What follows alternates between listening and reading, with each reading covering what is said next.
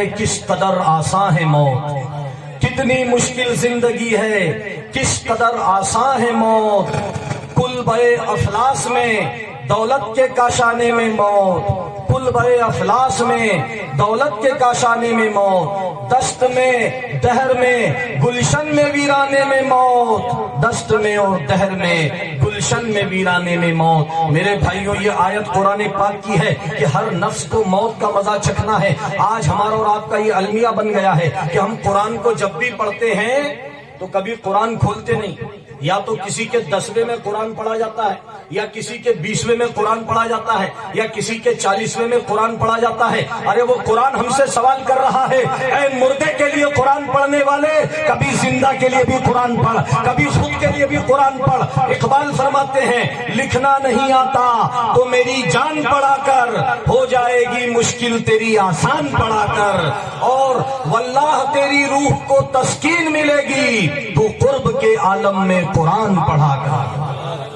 آج 10ویں پہ قرآن، یعنی قرآن کا ثواب بے شک ہے، مرنے کے بعد ایصال ثواب بے شک ہے، لیکن قرآن کو ہم نے صرف مردوں کی کتاب بنا دیا ہے، جبکہ قرآن تو زندوں کی کتاب بن کر کے آیا ہے۔ قرآن تو انسان کو زندہ کرنے کے لیے آیا ہے، انسان کے ایمان کو زندہ کرنے کے لیے آیا ہے، لیکن آج ہم قرآن کو پڑھتے بھی ہیں تو ترجمے کے ساتھ نہیں پڑھتے۔ کسی نے ابھی آیا ہے کہ بھیا 100 قرآن پڑھے گئے، کہیں پر 200 قرآن پڑھے جاتے ہیں، کہیں پر 300 قرآن پڑھے جاتے ہیں۔ ارے 200-300 قرآن پڑھنے والے، اگر تو ایمان کے ساتھ اور سمجھداری کے ساتھ اگر ایک آیت بھی پڑھ لے تو تیری دنیا بھی سنور جائے گی، آخرت بھی سنور جائے گی۔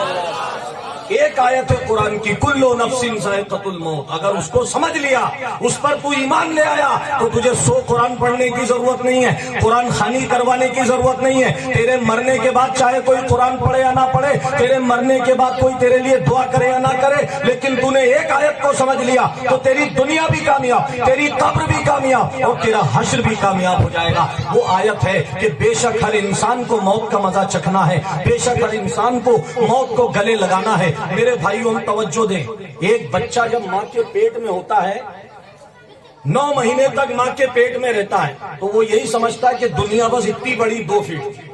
وہ کیا سوچتا ہے، دنیا خالی اتنی بڑی، بس پیٹ کے اندر جتنی جگہ ہے، پاؤں پھیلانے کی بھی جگہ نہیں۔ لیکن جب اس بچے کو جنم دیا جاتا ہے، جب وہ دنیا میں آتا ہے تو کیا دیکھتا ہے کہ ماں کے پیٹ میں 2 فٹ کی جگہ میں سمجھتا تھا، لیکن جب دنیا میں آیا تو ایک بڑی اور لمبی چوڑی دنیا اسے نظر آتی ہے۔ 7 سمندر، 7 زمین، 7 آسمان، 7 مہادیپ اسے نظر آتے ہیں۔ وہ دیکھ کر دنگ رہ جاتا ہے۔ میرے بھائیوں، تو جس طرح ہم جب قبر میں ہم کسی میت کو دفن کرتے ہیں، اسی طرح کہ ہم ماں کے پیٹ میں ایک بچے کی طرح، ہر انسان نے یہ سوچ رکھا ہے کہ دنیا بس یہی ہے، یہیں پر کمانا کھانا ہے، یہیں پر مر جانا ہے۔ میرے بھائیوں، جس طرح ماں کی پیٹ میں بچہ سوچتا ہے، اسی طرح ہر انسان دنیا میں سوچ رہا ہے کہ دنیا بس اتنی بڑی ہے، یہ چاروں دشا اتنی بڑی ہے۔ لیکن جب ہمیں قبر میں دفن کر دیا جاتا ہے تو اس دنیا سے کئی گنا بڑھ کر اگر کوئی چیز ہے تو وہ آخرت چیز ہے، وہ آخرت ہے جسے ہمیں ایمان لانے کے لیے کہا گیا ہے کہ مرنے کے بعد زندہ ہونے پہ ایمان لاؤ۔ آج بہت سارے لوگ اعتراض کرتے ہیں، آج تو سائنٹسٹ بھی کہتے ہیں energy neither can be produced nor can be destroyed, ارجا کو نہ تو کوئی بنا سکتا ہے نہ کوئی مٹا سکتا ہے، یعنی انسان کی وہ ارجا ہے۔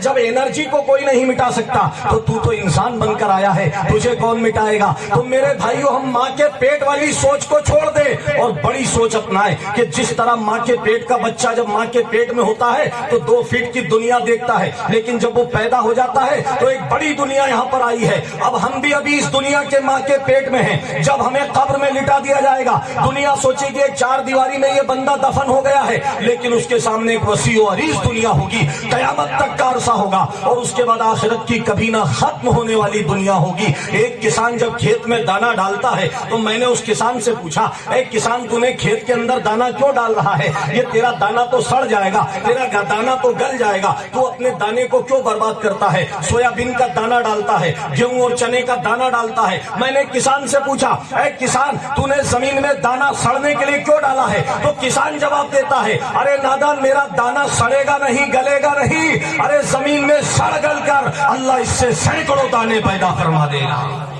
اللہ اسے زندہ کر دے گا۔ قرآن میں زندہ اور مردہ کی مثال دی گئی ہے۔ ارے جب ایک دانے کو اس نے نہیں مرنے دیا، جب ایک دانے کو اس نے نہیں سڑنے دیا، تو انسان ہے، تجھے کیسے مرنے دے گا؟ جب ایک دانا کھیت میں گڑ گیا تو وہ زندہ ہو گیا، تو اگر قبر میں دفن ہوگا تو تجھے کیسے مٹا دیا جائے گا؟ تجھے کیسے گلا دیا جائے گا؟ تجھے کیسے سڑا دیا جائے گا؟ جب میدان محشر قائم ہوگا تو تجھے پھر سے زندہ کیا جائے گا اور اللہ کی بارگاہ میں حاضر ہوا جائے گا۔ اسی لیے تو احمد ندیم قاسمی نے کہا ہے، کون کہتا ہے کہ موت آئی تو مر جاؤں گا؟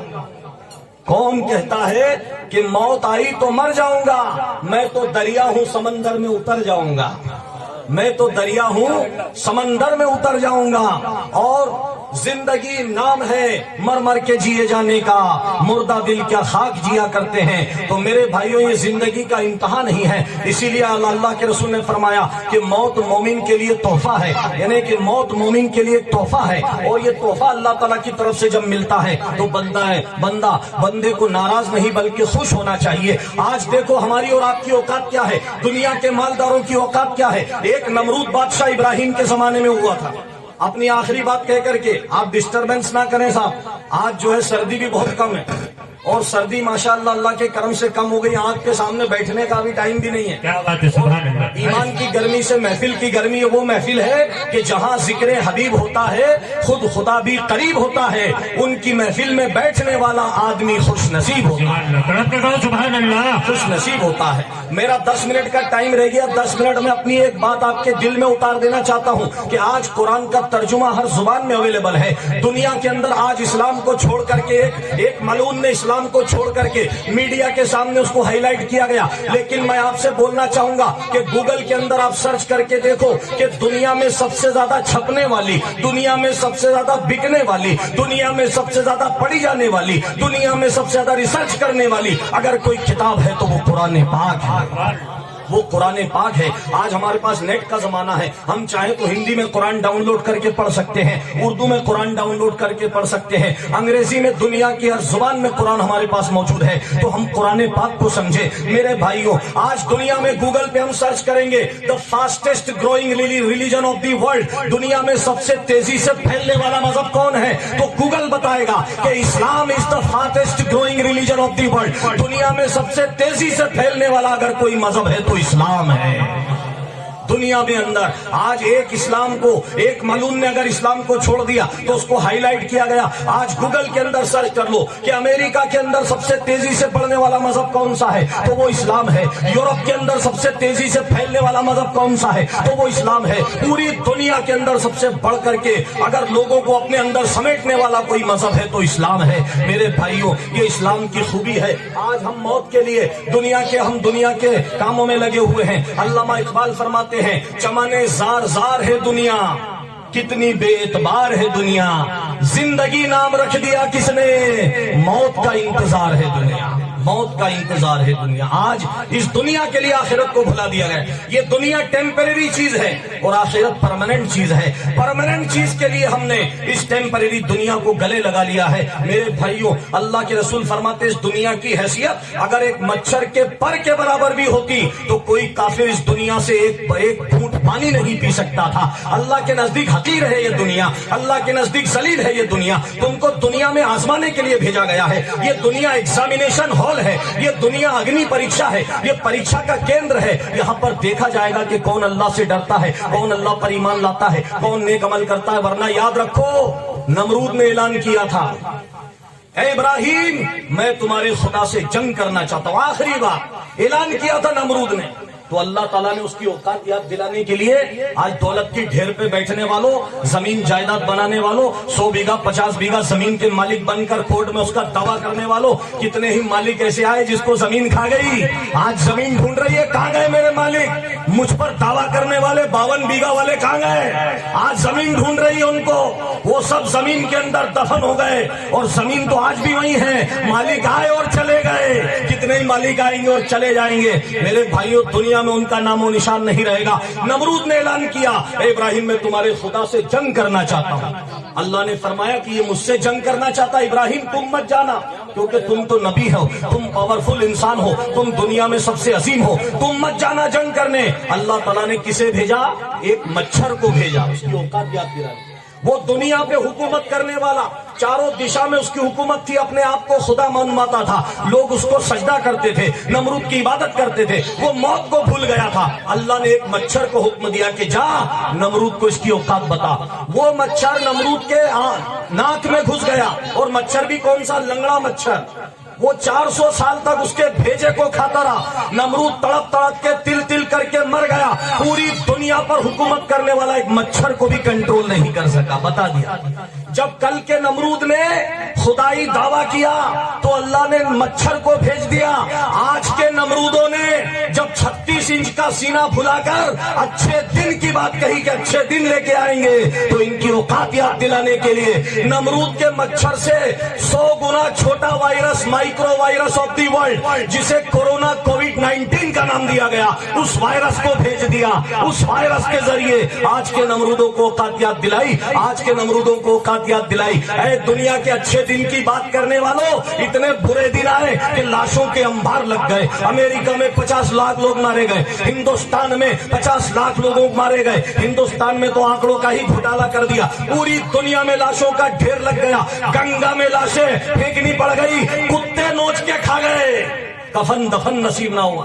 شمشان سے لے کر قبرستان تک لائن لگ گئی۔ اللہ اکبر۔ میرا وقت تو ہوا چاہتا ہے میں صرف تھوڑی سی بات کہہ کر کے آپ کے سامنے سے گزر جاؤں گا۔ آپ اندازہ فرمائے میرے بھائیوں کہ کفن دفن نصیب نہ ہوا۔ اللہ تعالیٰ نے آج کے نمرودوں کو یہ پیغام دے دیا، جو دعویٰ کر رہے تھے اچھے دن کا، اتنے برے دن آئے کہ وہ میڈیا کے سامنے آ کر رونے لگ گئے، آنسو بہانے لگ گئے، ان کی اوقات یاد آ گئی۔ اے مولا، ہم کون ہوتے ہیں اچھے دن لانے والے؟ ارے تو چاہے گا تو اچھے دن آئیں گے، اور تو چاہے گا تو برے دن آئیں گے۔ تو میرے بھائیوں، کتنی آسان، کتنی